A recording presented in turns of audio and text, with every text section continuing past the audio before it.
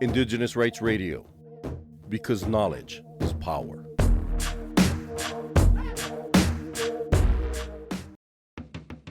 The International Day for Biodiversity, or IDB, is celebrated every year on May 22nd.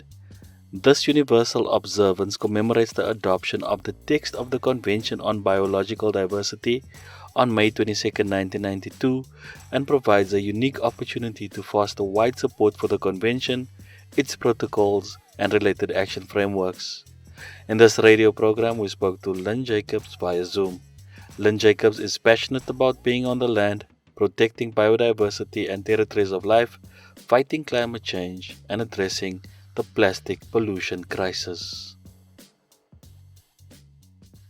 Hi, thank you for having me. My name is Lynn Jacobs. I'm from the Kanien'kehá community of Kahnawake, which is part of the Haudenosaunee Confederacy.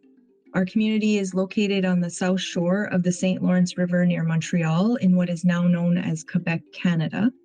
And although our community is in close proximity to urban and industrial environments, we steward habitats that are very rich in biodiversity. I have a background in science, both Western science and Indigenous science. And my work over the last few decades has been focused on land stewardship, environmental justice, and biodiversity, both in my community and at the international level. I work for an organization called Indigenous Leadership Initiative. Excellent. Thank you so much for that introduction. Now, Lynn, all over the world we have Indigenous peoples working on different fronts when it comes to environmental issues in general, but yours is very specific and unique in that you deal with issues of plastic pollution. So talk to us about your involvement in that issue specifically and how it is that this was of interest to you and where it all started. Yes, absolutely. More than a decade ago, I started to notice that scientists were raising the alarm about plastics in seabirds and other species. And so people started wondering how all that plastic was finding its way into the natural environment. In my community, we had started a recycling program, and we assumed that the plastics we were putting in our bins were actually getting recycled. However, information started emerging about the transportation of plastic waste around the world under the guise of recycling.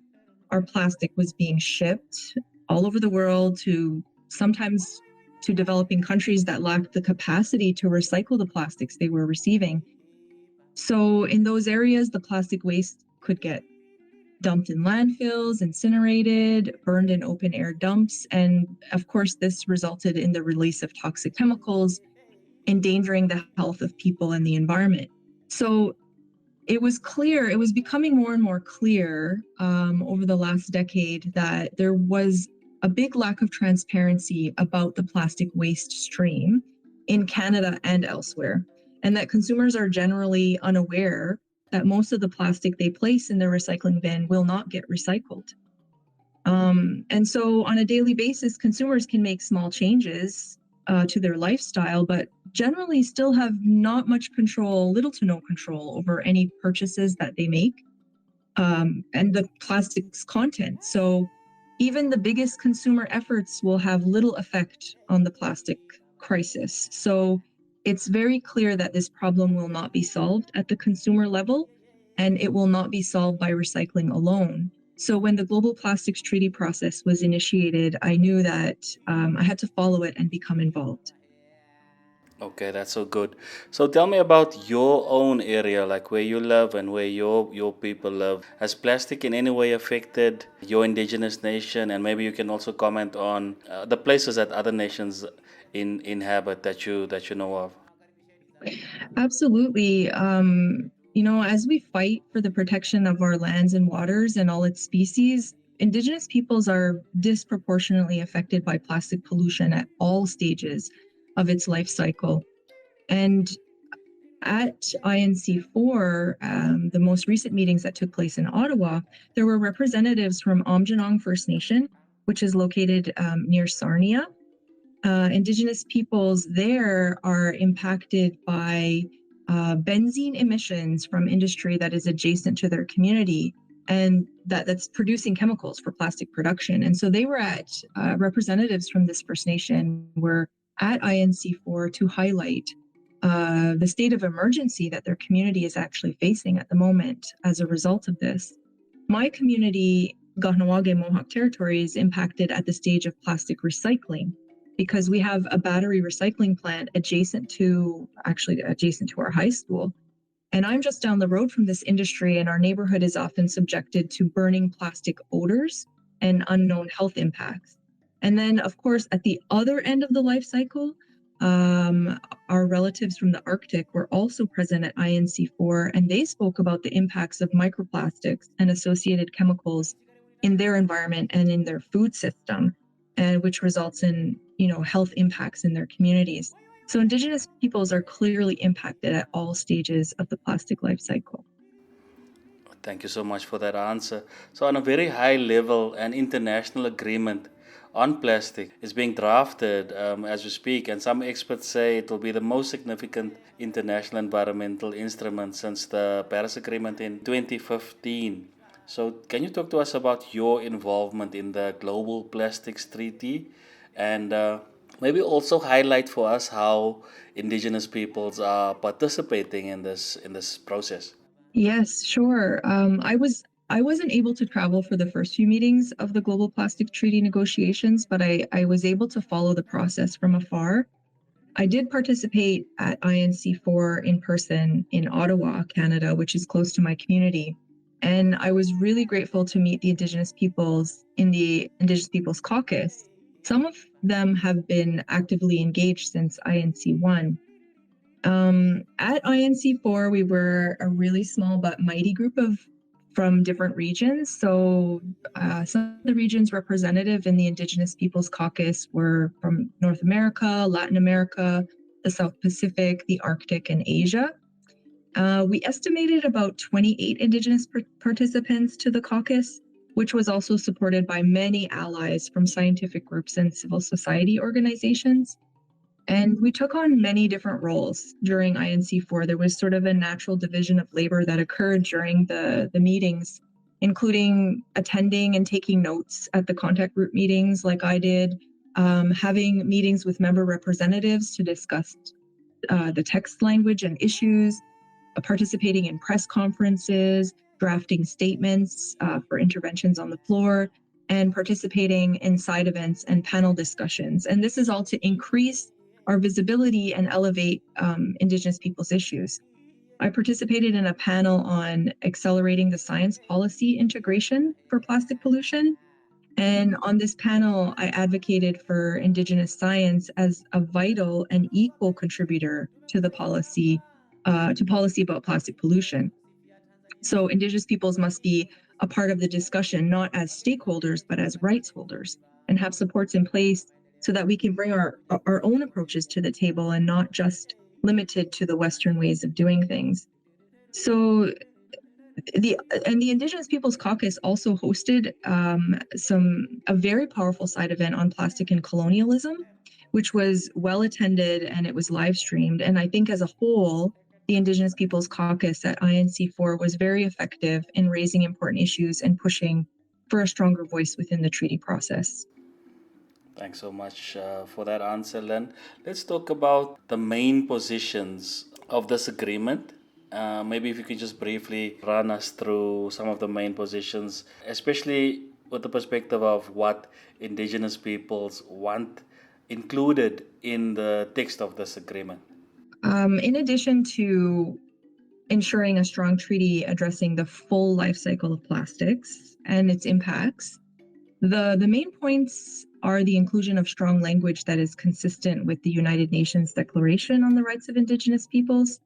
The Indigenous Peoples Caucus worked hard to separate the term Indigenous peoples and local communities, which is used in some UN processes and is actually inconsistent with the United Nations Declaration on the Rights of Indigenous Peoples. So these are two very distinct groups with different rights and issues, and the Indigenous Peoples Caucus at INC4 wanted to avoid repeating this problematic conflation in the plastics treaty. Some countries offered support for the inclusion of stronger language related to the rights of Indigenous peoples, Indigenous knowledge, science, and Indigenous peoples also having a voice in the implementation as rights holders and not stakeholders, as well as the separation of Indigenous peoples and local communities in the text.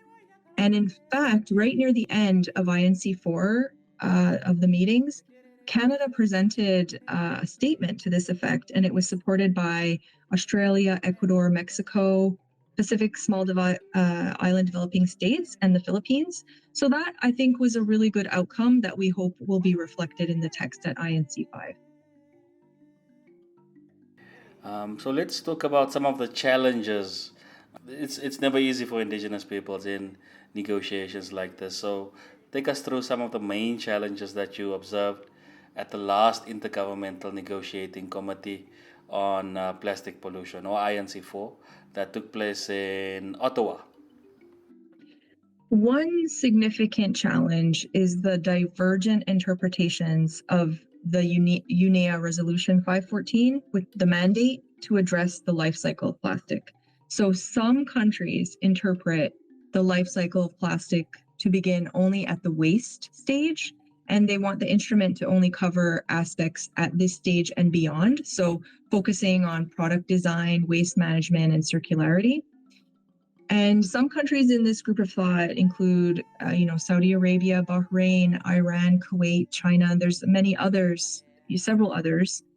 And they support an option 0 or no text for certain sections of the treaty, such as on primary plastic polymers. They strongly oppose limits on plastic production and feel that these issues are of national concern only. And some countries go so far as to say that there is no plastic pollution at the primary plastic polymer stage. So there's minimal convergence on this. And as a result, vast sections of the draft text is bracketed. Most member countries interpret the life cycle of plastic to begin at the plastic production stage and agreed that we can't recycle our way out of this global crisis. And they're, participating in the textual negotiations on primary plastic polymers and chemicals of concern. And many countries, such as Rwanda, Fiji, and others, gave really powerful interventions on the impacts of plastics on health, biodiversity, climate change, and rights. And they stress that we must limit production of plastics to address the triple planetary crisis. So a lot of those interlinkages were very clearly made on the floor. And, some countries pushed for international targets and dates, while others preferred nationally defined targets. And then if we go even further upstream in the plastic life cycle, Indigenous peoples are heavily impacted at the extraction of the fossil fuels that are used in the making of plastics.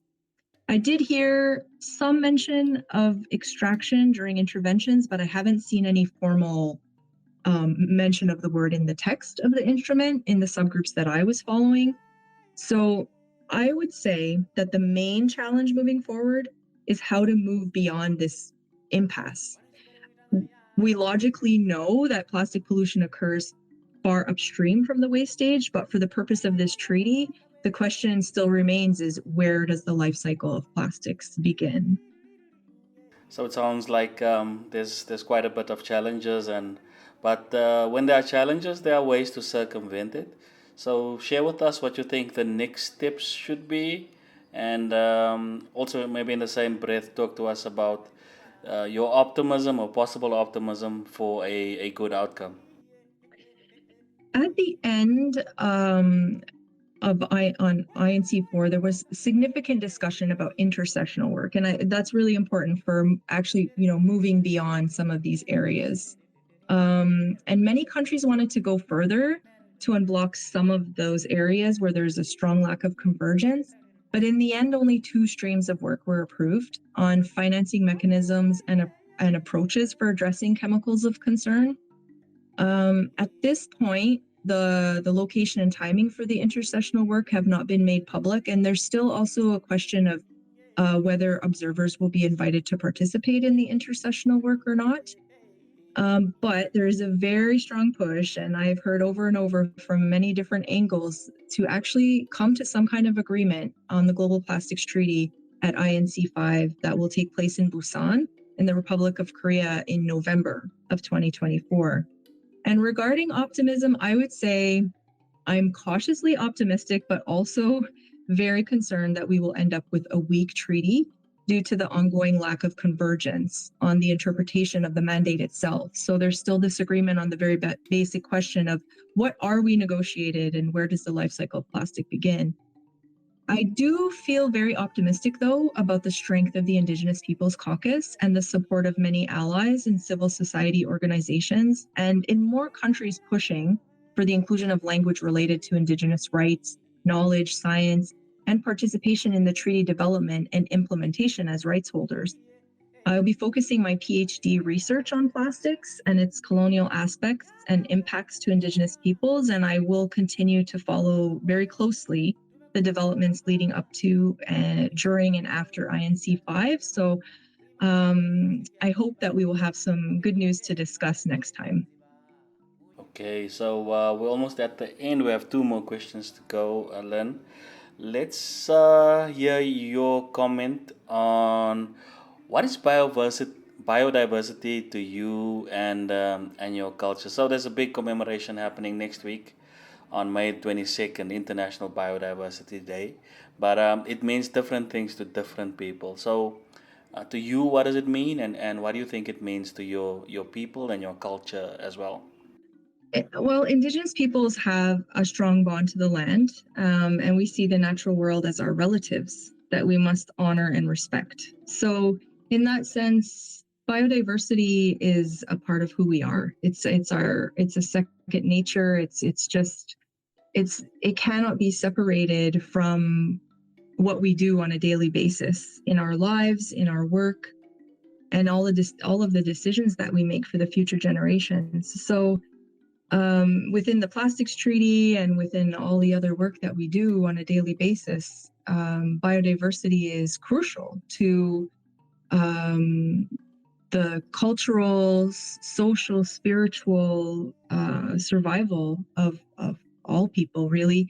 And so I think we all need to find a way back to connecting with the natural world in a way that supports biodiversity moving forward.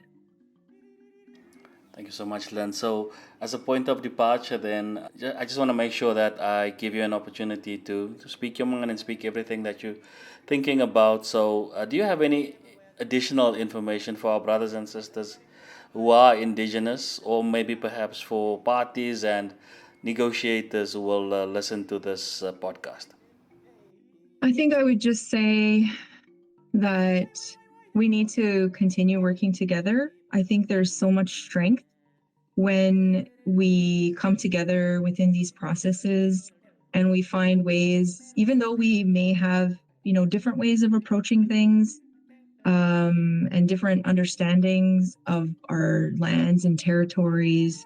I think coming together in these processes and having the patience and the respect that I have witnessed in many of these national and international processes amongst the Indigenous peoples is very encouraging, and I think it's and allies as well. I think it's a way forward that we have so much strength when we come together and we work together towards the same goals of protecting our mother, the earth, and for our current and future generations.